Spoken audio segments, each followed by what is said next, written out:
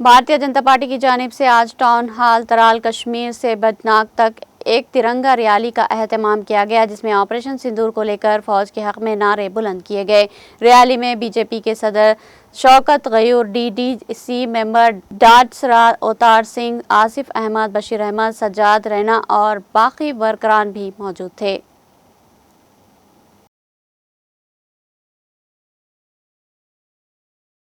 देखिए,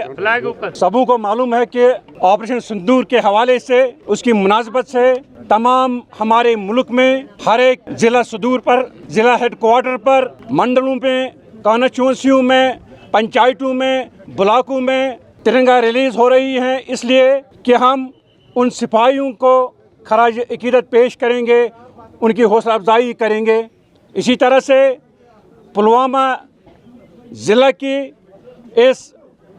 तहसील तराल के सरजमीन पर आज ये आवाज़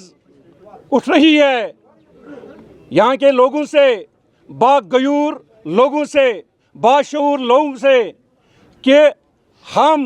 मुबारकबाद पेश करते हैं, हम जश्न मनाते हैं इस तराल की सरजमीन पर। हम चाहते हैं कि आप मज़ीद हमारे ठिकानों को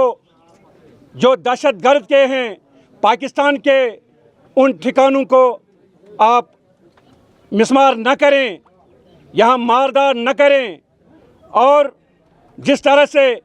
उन ठिकानों पर, दहशतगर्द ठिकानों पर हमारी फ़ौज हमला आवर हुई, हम उनको सलाम पेश करते हैं, मुबारक देते हैं।